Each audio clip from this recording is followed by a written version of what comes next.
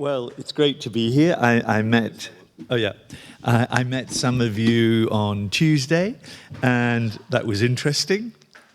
Very interesting. Yes, very interesting. So I'm now going to just talk a bit about what I'm thinking about lately. And so let's just take this little journey, a Saturday morning journey. Everybody is, of course, thinking about what next, what's going to happen, how the world is going to transform or not, for good or bad. I don't need to talk about the dramatic transformations we all know about. But one interesting point, maybe an intergenerational question, people walk faster nowadays than 15 years ago, 20 years ago. They eat faster. They do lots of things faster. Is that good? Is that bad? I don't know. The question then is, of course, what do these old guys think about when all of that's happening? Do they think that's all right? Are they tweeting their grandchildren? Or does this lady, who I saw in Casablanca on Wednesday, there was an event called the Smart City Casablanca, all about digitization. And I was just wondering, looking at her, what does she think about all this? Does she think this is all crazy? But anyway, that's the world we are entering and are in. And of course, many people think this is very invigorating, exciting. And of course, like all things, when they're moving fast, there is the opposite as well, that it might be frightening or scary. But I like this artwork in Venice, which says, in essence, what this is all about. Changing place, changing time, changing thoughts, changing future. But I think the question of changing thoughts and the way the mind works is, for me, perhaps the most essential thing. So certainly the communication is less of this, which we obviously see everywhere. And because shifts, as you know better than anyone else, are quite dramatic, it also has a psychological effect. Now, I'm not saying we should all go into the psychologist's chair, but I've just done a little book called Psychology in the City, and in interviewing lots of people around that, this question of how you adapt the mind is much more important than really people, I think, take into account. And maybe one of the reasons for, obviously, some of the negative movements that have happened in the last period. And when I reflect a bit on all the sort of conversations I've had over many, many years, it seems to me that there are 5 things that people want from the place they are in. And what's always interesting to discuss, what is the role of art in a narrow sense, culture in a broader sense, in that context? And the first really is this issue of anchorage. Being anchored somewhere, even though the world is moving very fast, being anchored, that could be tradition, heritage, family, whatever, the familiar, that which we know, anchorage. The second is really connection. How am I connected internally, locally, with the wider world? Is there an airport? Is there a train station? All of these physical connections, but also, of course, human connections as well. And the third is really about possibility. Is this a place, is my place, the place I live, a place where I have choices, options, can do? Is it a place that is open enough for me to express myself fully? So that is the third thing that I think people always talk about. Can I be myself, but also can I be myself collectively with others? And that, of course, is about talking, exchanging, doing things together, and so on. And the fourth issue that seems to be very important, you could call it distraction, entertainment, aspiration, getting out of your head a bit. Let's call it getting out of your head a bit, which sometimes the positive side of that might be to learn and be more than you were before. And finally, is really this question of inspiration. Of course, inspiration changes through time. You know, historically, perhaps more the church was the inspirational thing. Then others say that museums and galleries are the cathedrals of the post-industrial age. It doesn't matter what they say, but the point is, people do want something, it seems, that lifts them out of the day-to-day, out of the ordinary, into the extraordinary. And of course, again, the sort of things you're doing there sometimes does that. It certainly makes you think, and it makes you perhaps go into a different realm. Now, we all know that the city is a complex organism. It's an organism rather than a machine.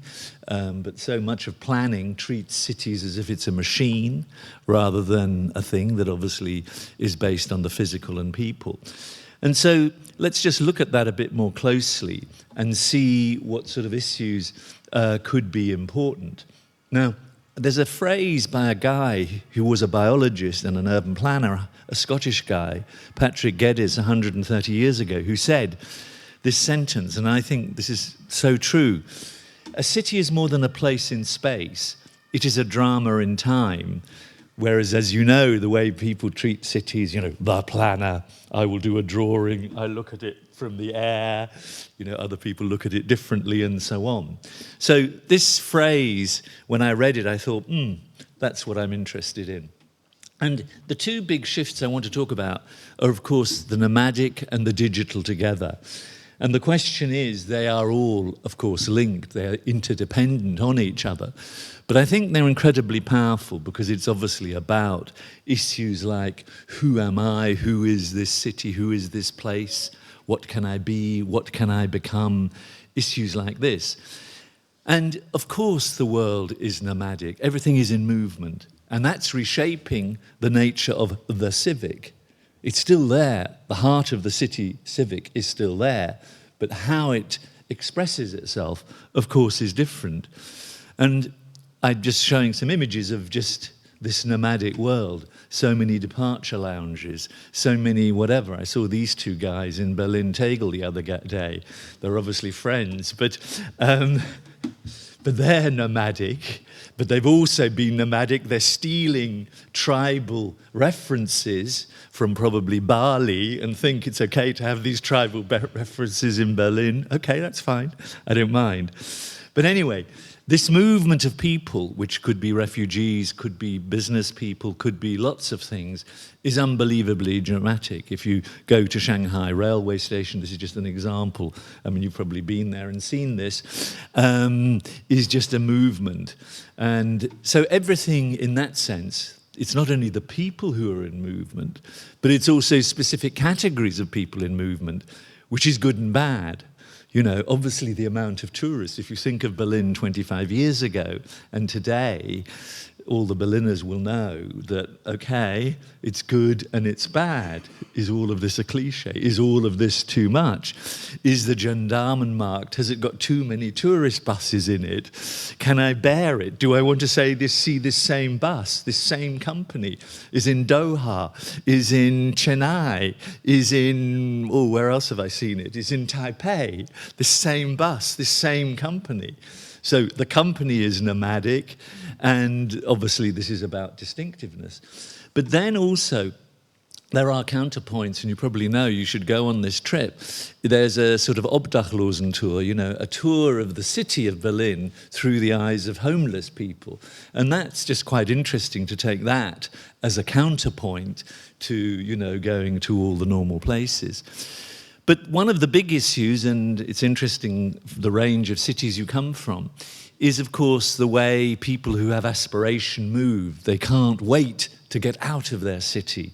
And some of the cities, and there are probably 25 cities in the world, which have a sort of vortex effect. You go, they suck everybody in, and young people mostly, often talented, gifted, go and are lost to that city. So the question really, and this is one of the massive difficulties for cities around the world, is will they come back, or do they only benefit that other place? If I took Britain, for example, London sucks in lots of the work that all the other cities do in Britain. Education, they pay for education, these other cities. But what do they get back?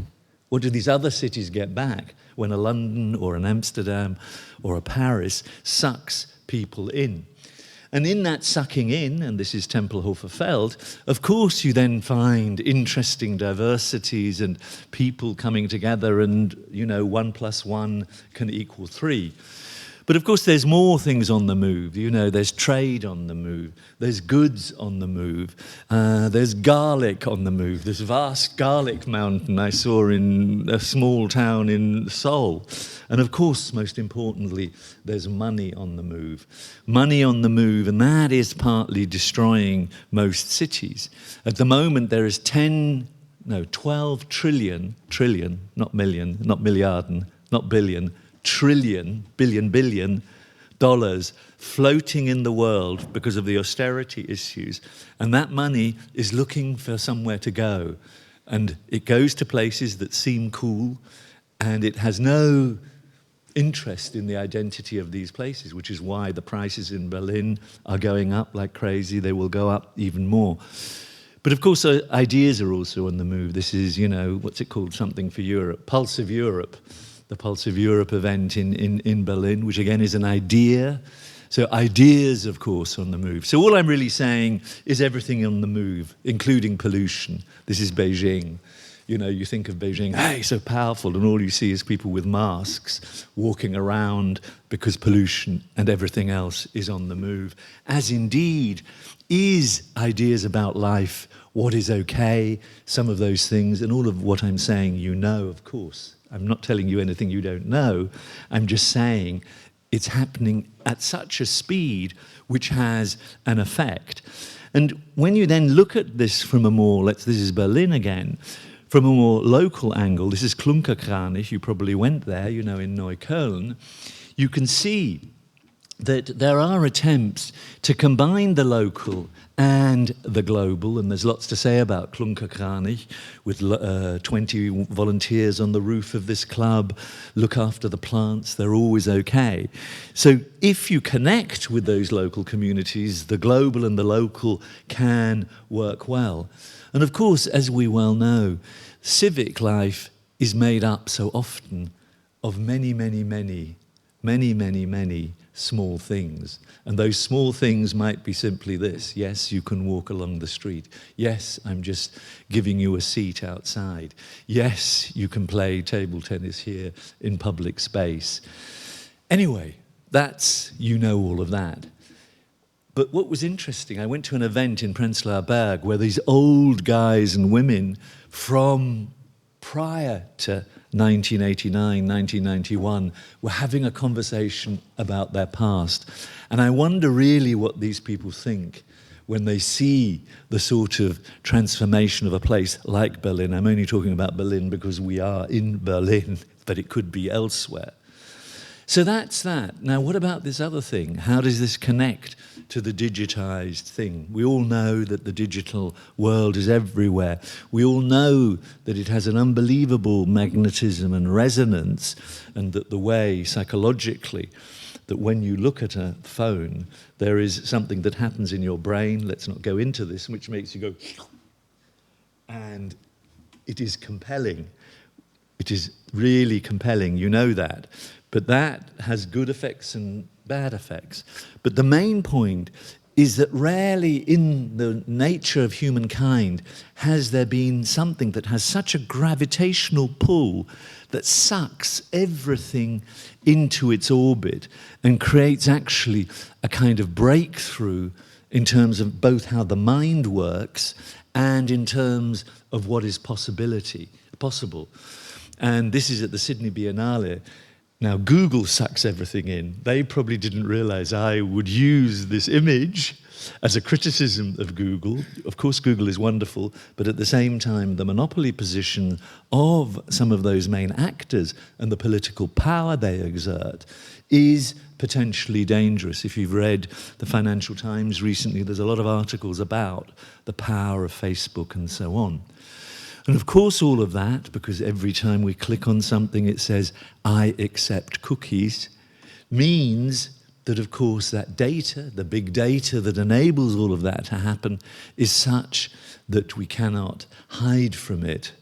It's all about algorithms, as you well know, and the question is that good or is it bad? Of course it's good. But are we actually in some way controlling also these invisible powers that are emerging? And so in short, what I think is happening is that these developments combine the nomadic and the digital is so transformational, and I've used the word tectonic here, tectonic like geology, is so tectonic in its shift, and that it's as powerful as that of the Industrial Revolution, whenever that was, 200 years ago or so. So just looking at graffiti, graffiti tells always the story, so often, of what is actually going on in the world. And I'm just reminded of this guy I saw in a factory in, where was it, Kirovograd in Ukraine. And they just put in a German machine, and there were 300 of these guys going bum, bum, bum, you know, making widgets like this, bum, bum, bum, all day, bum, bum, bum. And then this one machine meant these 300 guys disappeared from work, and there were 3 people who managed the machine. So that's just one thing, we know all about that. But when you think about the fact that the biggest hotel chain in the world, Airbnb, owns no hotel rooms. When you think about the fact that the biggest taxi company in the world, Uber, has no of its own taxis, or that Facebook, the biggest media provider in the world, has none of its own media itself, then you know the world has transformed dramatically. And of course we know the iPhone or any phone is the key device to do that. Now within this, the smart city, which many of you will be hearing about in your cities, and they will be talking about, let's be smart, this, smart, that, is only one small element of this bigger transformation. And of course, making objects, which the smart city is basically about, making every object intelligent with sensors and various things, can do lots of things, from when is the train coming, to communicating problems in an urban landscape, making the connection between decision makers and people closer, and so on. I mean, just an example, in Antwerp, one of the main problems is these cones, you know, that you put them on statues and you do lots of things with them, you throw them over the wall. Well, all of these in Antwerp are monitored, so at least the 2,000 that get removed, about 10 a day, they can at least pick them up and put them on the road where they're supposed to be for safety. And Antwerp is a good example. It has a citizens' initiative that connects with a mobile company, the city and universities, to create a different digital city that is co-creative, as distinct from a big company like Siemens or someone like that controlling things. But I don't need to tell you what all of this can do, you know all of that. But there are some interesting things on the horizon. I mean, this doesn't exist yet. I've forgotten what it's called, piezotic metric, some word I don't understand. But basically what it does is, as the wind blows in a city, it's creating energy. Now that, of course, is a great application of something that might be useful. So in short, every place wants to be smart, that's the word everybody's using, and they should be. But it's just like electricity, one needs it. But one way of thinking this through, to me, is we of course know Gutenberg, you know, the printing machine. There was Chinese printing before, but not in the way Gutenberg did it. But perhaps if we reconceive the city not as a physical thing, but basically as software. If you think of the city as software, it's very interesting, and it'd be interesting to see what the artistic expression of thinking of the city as a software system rather than a physical and all these other systems. And, you know, what I mean by that, of course, is again the algorithmic control, etc., etc. But within this is the point I raised earlier about speed and fragmentation. And that is both good and bad, because our knowledge, of course, is flattening often, if we're everything doing speed in terms of speed. But sometimes, obviously, the depth question becomes problematic. So this question, you can see it everywhere you go. I mean, if you just look at the names of shops and things like that, Quick, that big chain in France, Quick, it's just called Quick.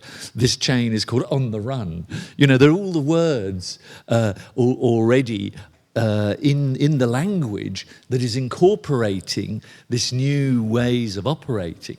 So it's quite difficult to avoid anything when the language itself is doing that to you. And so it's the combination of the volume of this information, the velocity, the speed, and the variety of it happening simultaneously that's creating, as we know, the anywhere, anytime, any place phenomenon. So I'll just check, am I getting any messages? Oh, shit, none. But do you see what I'm saying? I could be now, of course, communicating with someone as I talk to you. And so the question is the relationship between all the other forms of communicating, art as one form, and the other forms that are here. But the main point about it is, and this focuses on your topic, is that this reconfigures place, space, and time.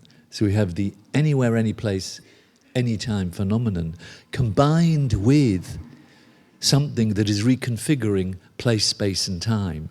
Now, it's easy to say these words, but when you incorporate that in your mind, it becomes really interesting. So you probably know about the Moscow cafe's Zifferblatt, which doesn't sell you coffee or croissants, it sells you time. The coffee is free. This happens to be the London one. But so you can see all around you change is happening, which is transfiguring how place, space, and time works. And I'm only using this as one example. So you have as much coffee as you like for free, but you pay for the time. And you have a chess clock as if you're Garry Kasparov doing this to make your bill. Or if you think of the main bank here in Antwerp, this main bank doesn't have any stuff about banking. All that is upstairs somewhere, invisible. On the ground floor is a version of Beta House. So Beta House is on the ground floor of the biggest bank in Antwerp. So what this requires is a completely different skill set. You could call it fluid skills. And the big issue, and I think this is a cultural shift, is really the digital natives, digital immigrants issue. Because historically, our cultures are based on the fact that the old, in some way, teach. When I can say teach, I don't mean teach, but are friendly to the young or whatever. Whereas now, the young are teaching the old. Now, that is actually very difficult. That's why I'm focusing so much on the intergenerational question, because that requires and has a psychological impact on both parties. The older party, Christ, why is my daughter telling me exactly how to lead my life when I wanted to say to her, could you consider this or could you consider that? So that issue, I think, is important. Now, I don't need to tell you, because you know it, of course is the digital is culture, the culture is digital. It's the energy, it's the electricity, it's the spark. It's the thing that generates the sort of footprint that expands and enables things to happen. And one should very rarely, I think, use the word paradigm shift. But since paradigm shift means changing the way you look at the world, and this is a telescope shop in Edinburgh, this case, I do think we can say this is a paradigm shift. And what we are, I think, in the midst of redesigning the whole world and all its systems, economically, culturally, socially, etc., technically, and therefore it does need a vision of where next. And what I think your projects are about, from what I heard on Tuesday, is obviously taking forward the sort of, what should you call it, the participative imperative, because it needs to have human beings, at some sense, center stage. So to try to transform these issues that are occurring before our eyes and putting the human perspective center stage is very difficult when everything around us is, in a sense, sort of saying, hey, this is great, here's a new app, have you tried the new app, it's called this, da-da-da-da-da. When in a sense we have rarely the time to stand back and to say, and this is a political question, okay, who's got the courage here to say, yeah, I'm interested in what you're doing as these companies, But let us first look at what our interest is as citizens. Now, obviously, this is after the French outrages in Paris. This is a good version where an imam, the rabbi, and various came together. People came together in this building. That's a good version of the human being center stage using the digital.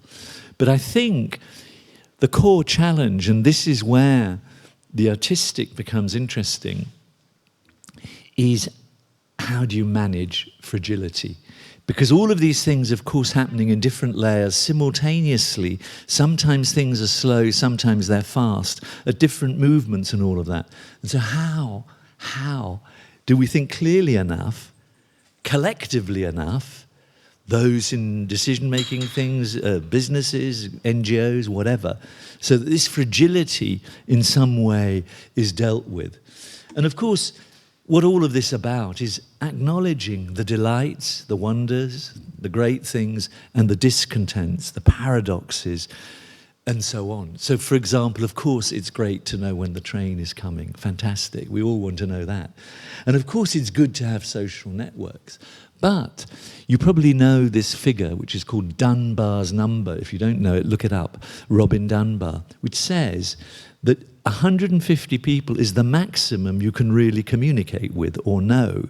Beyond that, it all gets a bit crazy. Now, some of you have probably Facebook networks of 3,000 or 4,000, whatever you have, I don't know, or Twitter feeds of that. So to what extent is one actually communicating with that? And we'll come to another point in a minute. So this is just a guy Skyping. Sorry, I don't know why it's in there. He's just Skyping to someone, but I saw him in an airport. But the question of that algorithmic control in all of this, which I want to come back to, is that it flattens things. You can see on this chart, this is an algorithm. Can you see all the diversity, the things going up like that? What it does, it flattens it. So when you, for example, ask for a loan from the bank, they're just not saying, oh, is this Signora whatever? They're just saying, hey, what's the average? What's this? Okay, if you've got this characteristic, no loan, nothing for you, without taking the specific conditions into account. And that makes it all feel a bit robotic, that you are just a robot in a bigger landscape. Plus, of course, the other side of the possibilities, of course, is that the negative groups can also communicate more powerfully. And what we're getting, and this relates to the civic, is we're getting a series of echo chambers. It's the echo chamber phenomenon where we're only speaking to ourselves. Republicans in America do not look at Democratic feeds, and nor do Democrats look at Republican feeds. So Trump can do things that you think are crazy, but those who love him interpret it completely differently because they're only looking at things through their echo chamber. Plus, of course, the thing about the art of the lie, as it said, of lying, as it says in The Economist. Just one small point, which may be useful. I was thinking about how have things changed, and I thought, hey, 1, 2, 3 are 3 figures we can remember. 1, 2, 3. So I sort of said, hey, what's the city 1, 2, and 3? And the city 1 is a hardware city. The people who are in charge of the construction industry, all the physical people, they're in charge, they're running things. The culture vultures, you are just there. You have your physical institution and put us a concert on here and there at 6:30 in the evening or whatever. And that leads to obviously a sort of city that often is completely soulless. We were talking about Volgograd a minute ago, and I'm not saying this is Volgograd, this is Hong Kong, but you have your Volgograd version of this. And what that means is this sensory is missing. I mean, I lived here, this is in Perth, I lived on this side, and this is going straight through the middle of the city. So whoever thought about that didn't have an appreciation of how the senses work. And the cultural version of that, of course, has its repertoire, physical institutions that are mostly closed, and it's not about the street, the city, the public space, all of the things that you're talking about. So many people, of course, said, is there another way? Is there another way we can do and be And they said essentially, this is a graffiti in Athens, by the way, saying, wake up. They were saying wake up for some other reason. But nevertheless, the city people, the people interested in city said, there must be another way. And I'm calling it soft urbanism. And what I mean by soft urbanism or soft placemaking is where the soft people, the people interested in the soft is a word for people at the moment, and the hard people who think about objects and physical things somehow come together and have some understanding of how the emotional life of the city works, that you actually feel it. That's why I wrote this book about the psychology in the city. How does it feel? What does the city do to you in its physicality, and what do I do to the city? And within that, of course, there is the smart city agenda. Within that second type of city, we incorporate the creative economy issues that you're all so familiar with and I won't talk about. But the City 3.0 is the one we're in and we're trying to create, which is the one which is more co-creative, where we are makers, shapers, co-creators of that evolving city, which is why so many of the projects I heard are sort of connecting to people, incorporating them, provoking them, and all of that. Although I like that Estonian thing where these people didn't even look at anyone, I remember. But anyway, this is this city, of course, that has the here-there phenomenon, where a here-there simultaneously. But what it does, this city, it takes the best of one and two, but it requires a different physical transformation. And the primary thing that it requires, actually in terms of what the city looks like for most of us as we wander around, is public space. Third places, all of that. And it operates also on a completely different dynamic. We can't operate it too much in the silo way from the top. That won't work, because what we're trying to do here is combine the best of the village feel, not the claustrophobia, but the good bit, and combine it with that looks at the wider world. And in that, we recognize, of course, that the world is a smaller place, that things are more connected, and so that sometimes we're a stranger, sometimes we're not in the city, and so on. And the question to you, and Barbara, you can ask the audience this question, I want the answer, is what is the different role of art and culture in these different phases of development? What do you think these different roles are? Were they different? Are they all the same? Is something changing? And so on. So, as we know, the digital shapes urban life. I mean, here, where's our Krakow friend? This you'll know from that, what's that hotel, that Soviet hotel? I saw it in the room. And it doesn't matter, you know this building. But it says there in that hotel, feed your restless curiosity. But what this, of course, enables too, this digitized world is the startup culture. The thing where the threshold, the level of getting into business is at some level easier than before. You don't have to be a massive corporation, which is why the cable factory in Helsinki is so interesting, because it was the Nokia cable factory. Now it is, let's call it, an artistic, museal startup entity with more people working in it than ever did in the cable factory. And the interesting point, you will remember Jane Jacobs' famous saying, new ideas need old buildings. And why is that so? Because the patina of the past, in a sense, creates that meaning that people want, and it's also not complete. We are completing it as we evolve and live and work in that place. Of course, all of this enables the other stuff that you know about. The word, of course, is sharing economy. Whether it's really sharing is a different matter. But it is the thing that enables shared bikes, shared cars, shared vans. This is Turin. All of these things that we're sharing that you can do at the same time. Or here, Eindhoven, where Philips, the lighting company, nearly collapsed. But they have a whole new strategy about light, which is really about social lighting, dealing with light so people with Alzheimer's can wander around and identify where they're going, and more and more. And I think one of the big issues, and this is another vast cultural shift, is language has only really been around in the way we know it for, let's say, 6, 8, 10,000 years. And it is the visual that was always there for much longer.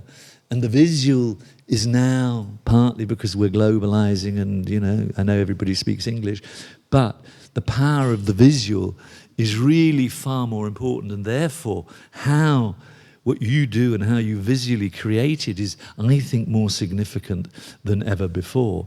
And of course, place matters more than ever before. Even though people think we're placeless, if you ask people, they need this point I said earlier about anchorage, and this is where all of these spaces, combining cyberspace and real space, obviously combine and come together. Pokemon is another version of all of that. And this urban experience at some level is too much. And you probably know, you've been to 42nd Street, perhaps in New York. This is just two images of it.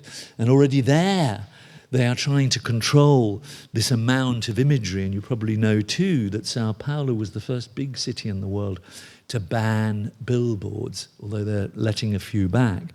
And so the experiencing a city without billboards, which might have been actually in communist Russia, perhaps it was like that, I don't know. But I seem to remember there weren't many billboards until it suddenly exploded in the early 90s. But nevertheless, it's an interesting question. And that more and more cities are trying to put different forms of billboard. Mexico City is taking advertising, commercial advertising, and putting artistic billboards instead in the physical environment. And one thing I think quite interesting, I was running a series of masterclasses with people in West Germany, in Dortmund, the Ruhr area, and they were supposed to make a recommendation to their region, and what they said is strengthen the digital detox movement. So it's not always the cliche of the person who's old who wants to detox. All of us have our own versions of wishing to detox.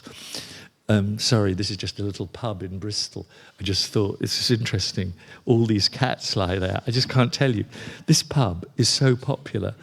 And I'm so glad you like it, because I really like it. Because when I've been there, I've just obviously stroked the cats.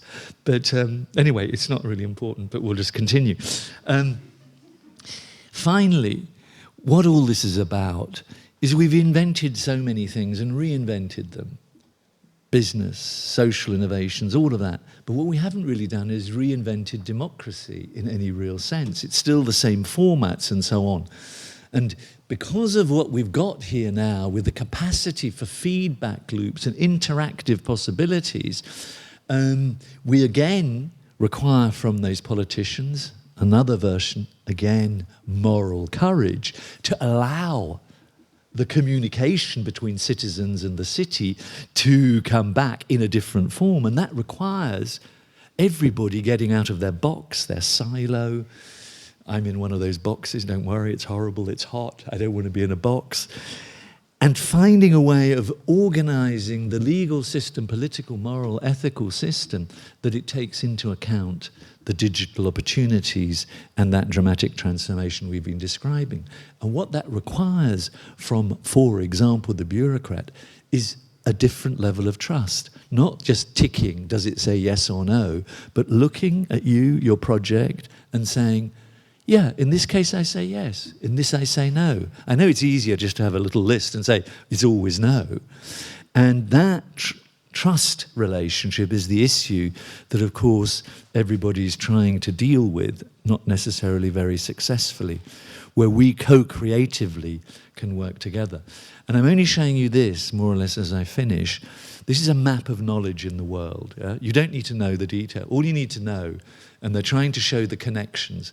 And basically, there is very little connection between the forms of knowledge in the world and the knowledges we need, for example, to create great cities, is not connected because people, in terms of their thinking and everything else, are in their boxes. And that's why I love this Russian piece of art that I saw in London at Frieze, which is basically saying, not get rid of all the rules, but rethink the rules and the incentives for this new age. And this requires a different form of bureaucracy, another one of my obsessions. Bureaucracy, boring, creative, perhaps interesting. What can they do for each other? And I remember a talk I did in Berlin 5 years ago, where we were talking about Radialsystem near Holzmarkt, which you've probably seen. And then Jochen, who runs the building, said, there in the back is Jutta Weitz. And behind every great project is a creative bureaucrat. Because often it is there, someone at level 3, 4, who is enabling things to happen. They're not all stupid, all of that sort of thing.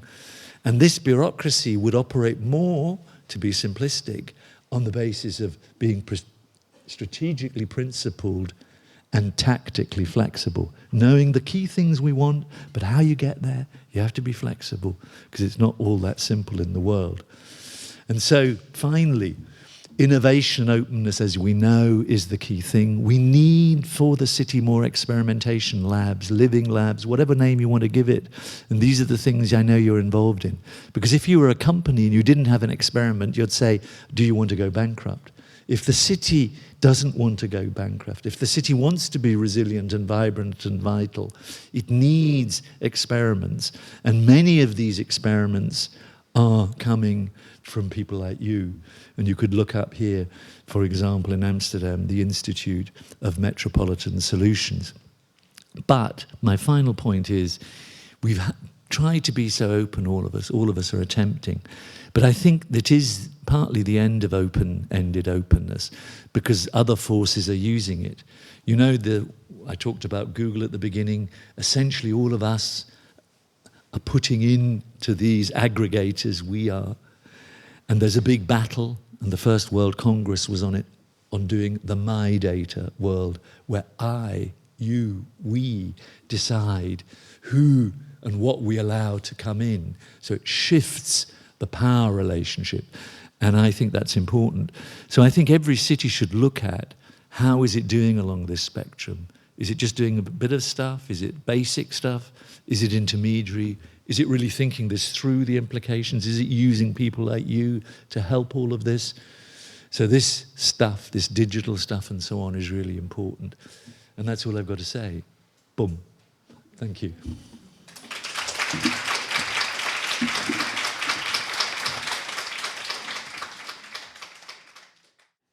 Well, I think, thank you very, very much, Charles Landry. I think it's not only me now having full new cinema in the head with many inspiring terms, inspiring ideas, just like the creative bureaucracy, which is opening so much for so many problems that maybe we and also our participants are dealing with every day in their life and work and artistic work and work in urban space. Very interesting also because we mostly have participants or basic participants from post-Soviet and Eastern European states, that we did have those hints on Moscow, on Krivograd in Ukraine, yes, and some other contexts that our participants come from. But I think in this talk we can now also grab in their perspective and their view on these issues and on these problems. But maybe I have a lot of questions in my head and on my cards, but as we don't have so much time, maybe there is someone from the audience who already would like to start and already saying a couple of first impressions or asking their first questions. Yes. And to have a daylight and to get out of this presentation mood and morning mood, yes, maybe we would open the daylights. And I think Sasha or Timur, we have some radio micro. I think Timur will be around gathering your questions, if there are any now in the beginning.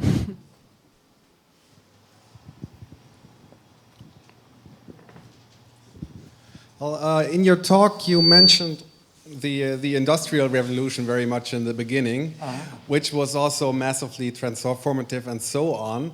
And I think would be interesting if you could elaborate on what actually distinguishes the transformations we have now from the transformations we had then. Because, for instance, the depletion of the rural and the city sucking up everyone and all creativity and so forth. I mean, these are phenomena which we already know from then. Yeah. But what distinguishes the transformations now from that? Is it mainly the digital, or is it mainly the digital aspect, or is it? I think the digital is the enabler. I'm not saying because there's been lots of new technologies that have come. The question is, you know, like the motor car or something like that.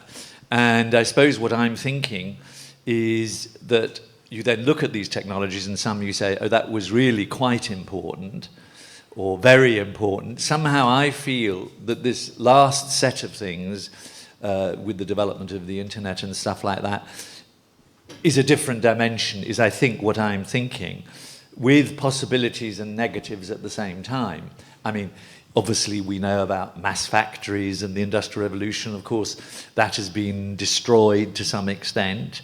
Obviously the similarities are that the middle class jobs, I mean working class jobs have now been also destroyed, but middle class jobs like accounting with artificial intelligence will also be destroyed. So middle class people will be looking at this in a different way than they did before. So I think it is the digital with its capacities for communication. And what I think about that is I think the desire to be social and tribal, because these two things operate at the same time, we're more likely to be tribal when we're under threat, is as strong as it ever was in a small rural village. It's just the form, I believe, is different. So I think there is a power, but I think the form, I think the digital is the thing, but I think the forms in which some things that we see as familiar, their expression changes, even though they're exactly the same thing. To give you an example, you might have a project and you say, I'm going to crowdsource it, and that feels very new, yeah? Well, that's no different when someone putting a monument up in a small city to honor someone by getting people to subscribe to pay and help pay for the monument 100 years ago. So I do think, whilst I think things have dramatically changed, I think we also need to be aware what has actually changed and what is just simply its form. Okay, so you don't think we have a new form of humanity? Well, I think, it's good, you're asking all the right questions, which I'm not thinking about. Yes, I think something is happening to our mind. I mean, when I wrote The Digitized City, I'm not the world expert on this, as you can imagine. But what they are saying, there's a lot of stuff around how the mind, which is plastic, the mind and the brain has plasticity. You probably know that thing called plasticity. And what it's moving towards more is this trying to get used and adapting to fluidity. And that is a different sort of mind, which is where, in a sense, you surf reality as distinct from going always into smaller points, deep into reality. And that does change perceptions, surfing knowledge or understanding versus going step by step. But at the same time, the surfing thinking, of course, connects more than this one that goes like that. I mean, I think the answer to all of this is for us to collectively be more aware of what is happening, so we perhaps, and you, can respond in a way that feels right for the time.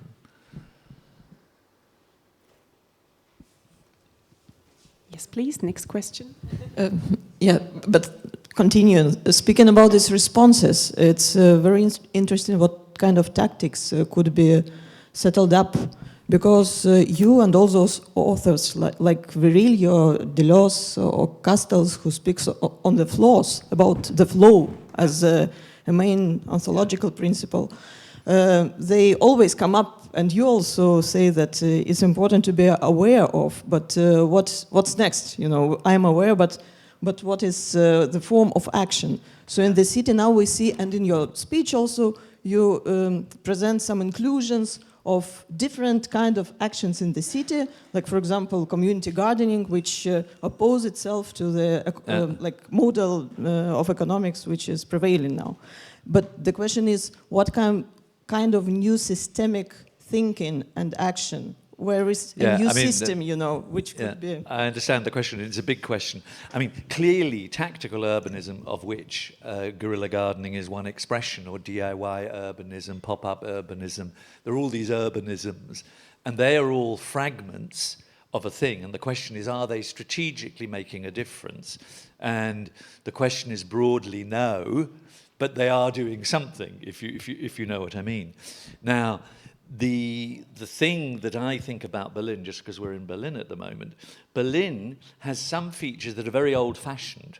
Lots of public ownership, as you know, because of the bringing the two cities together.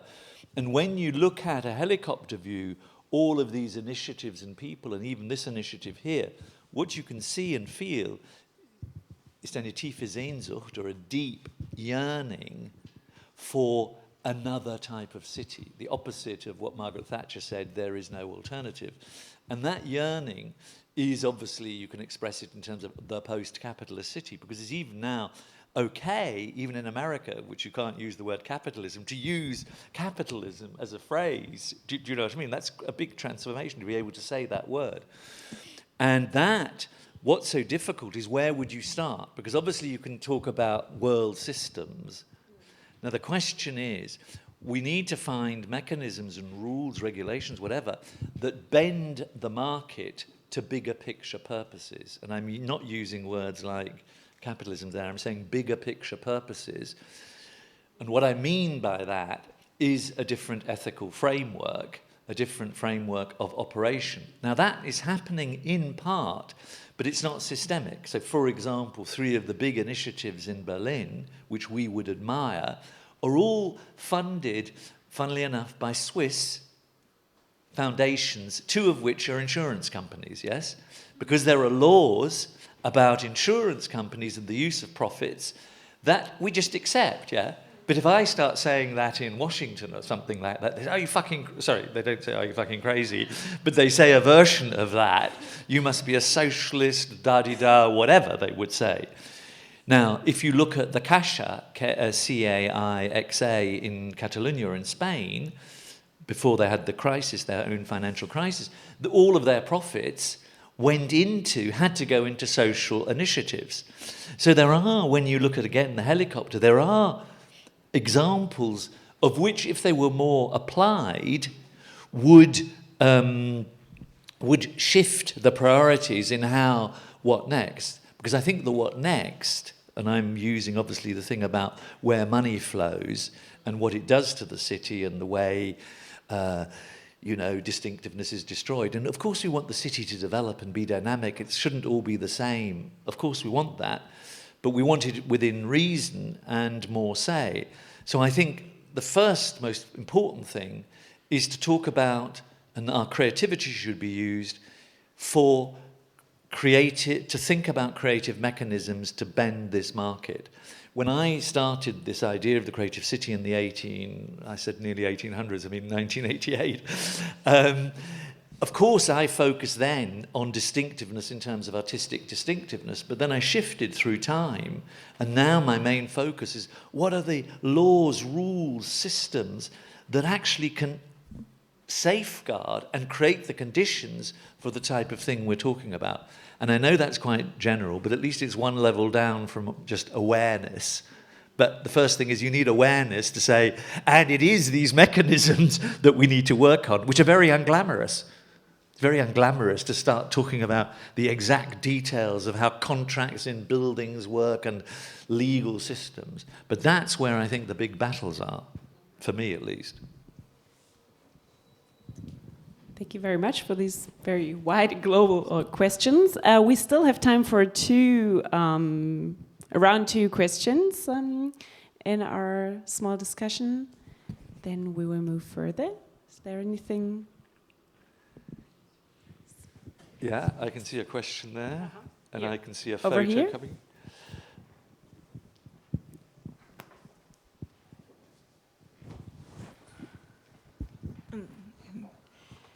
Thank you for the very interesting presentation, but I would like to ask you for the comment, because I think that pretty almost everything you said is rather about the big cities. Yeah, good point. So I would like to comment, if you can, to say something. How I mean, I'm from the much smaller city than Berlin, Yeah, sure. and I see that in my much smaller but pretty big city still, we are trying to adopt. Which is lots in Łódź, Poland. yeah. Oh yeah, Łódź, yeah. It's like 700,000 people, and without metro, and so on. So in the smaller city, we are trying to adopt some mechanism from the big city, which does not work. For example, the railway station, which is now huge, and it's not, there is no needed to have such a huge railway station and so on. On the other hand, people, of course, live in a different way, and their habits are different, of course. So we have some very strange mixture of, of feeling worse that we are not so big, and in the same way to feeling better that we are not so big, and so on. And could you make some comment how the smaller city can treat themselves in this modern life?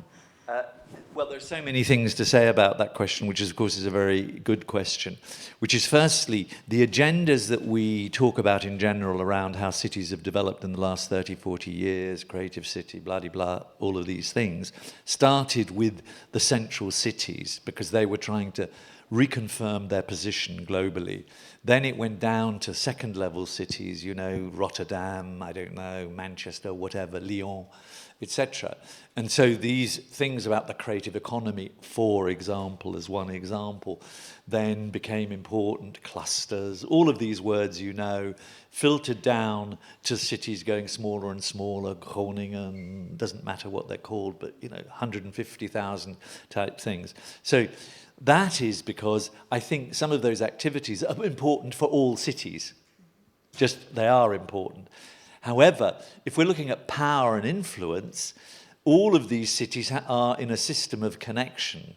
And that's why I'm continually talking about the vortex effect. Who are the controllers of the system? So the Łódźes are connected obviously in some way to Warsaw, but of course we know that people go to Warsaw, etc. We know that Krakow wants to say, we're really much better than Warsaw, we're really where the kings were and all of that, but nevertheless people still go to Warsaw.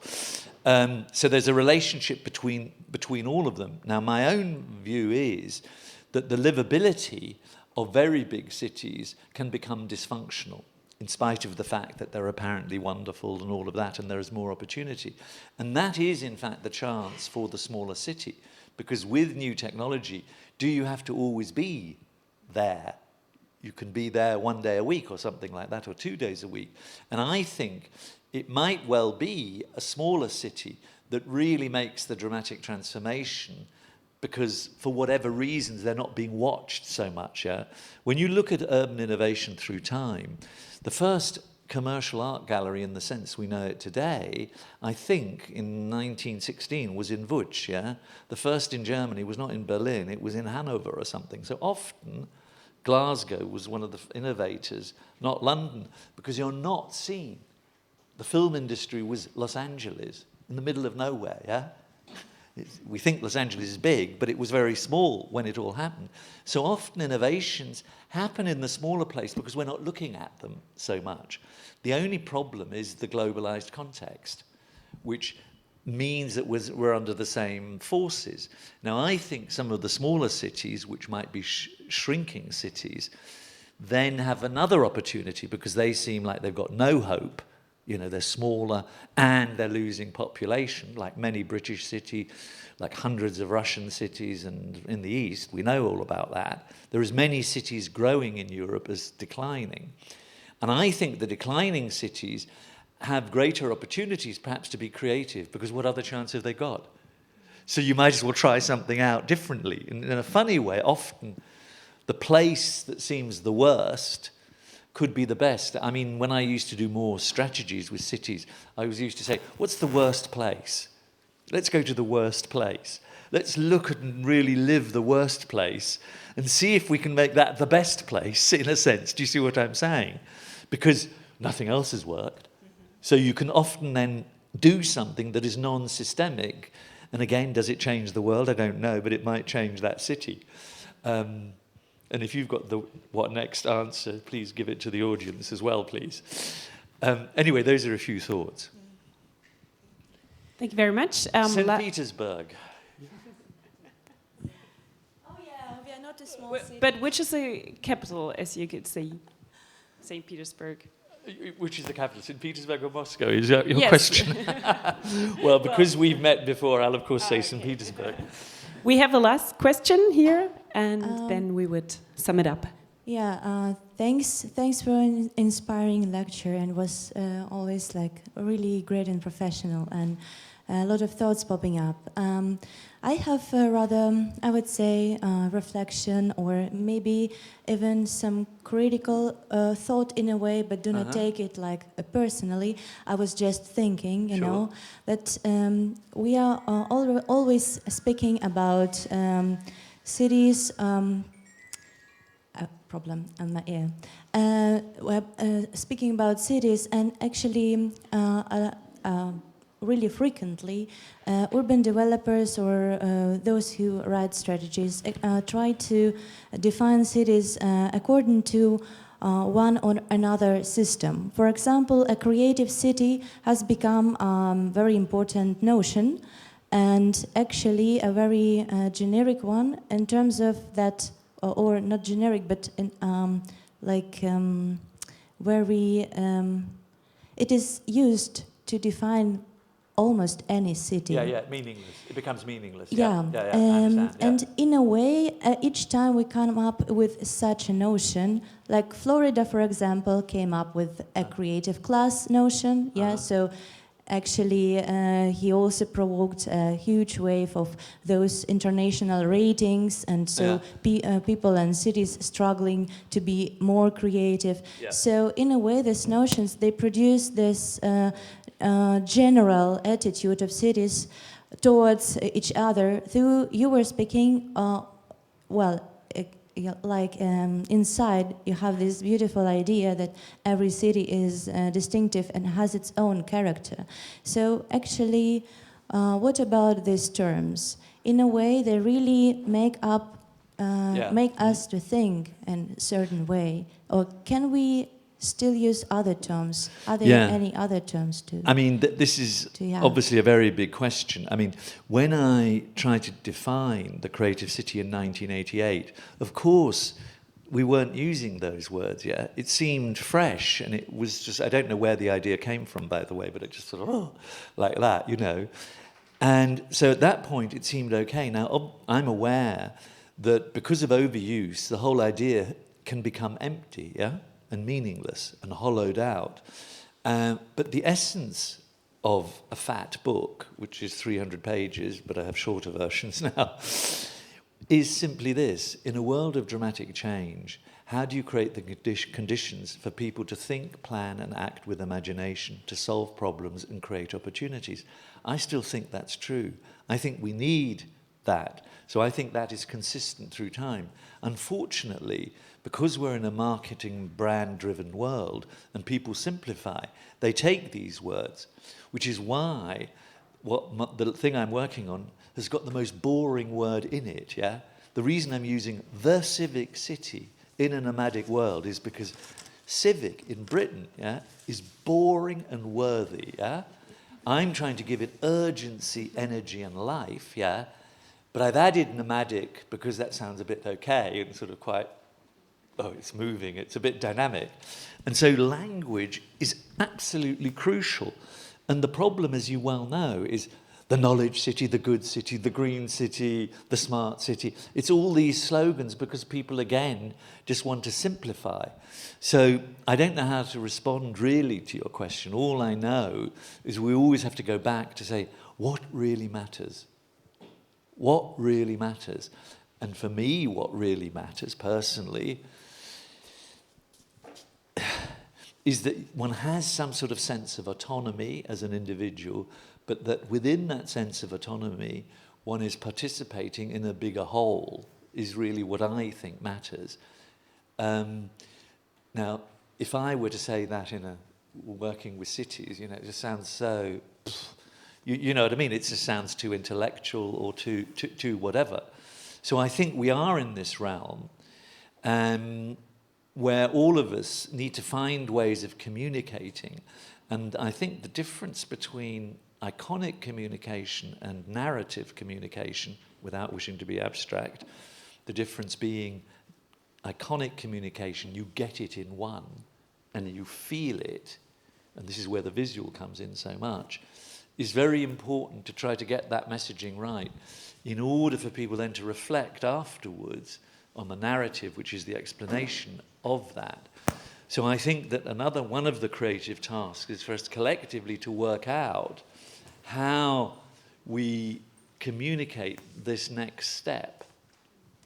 And I hope you've done it by tomorrow at, is it 5 o'clock tomorrow you've got to do it by? I hope you come up collectively with an answer to that question. If you do, I will give you all the biggest hug and kiss that I've ever given anyone. So maybe we will see each other again after tomorrow. Yeah. Thank you very, very much. Unfortunately, our time is already over. Thank you very much for this inspiring beginning of our day.